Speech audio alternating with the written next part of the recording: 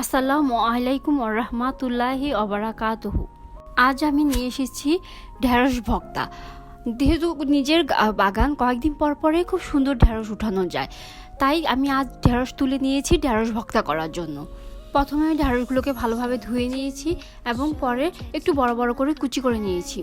সামান্য লবণ ও সামান্য একটু পানি দিয়ে ঢাকনা দিয়ে সিদ্ধর জন্য বসিয়ে দিয়েছি। কিছুক্ষণ পর পরে চিকন ডাট দিয়ে নাড়বো। পানি ভালোভাবে শুকানোর পর ঢেঁড়স তুলে ফেলবো।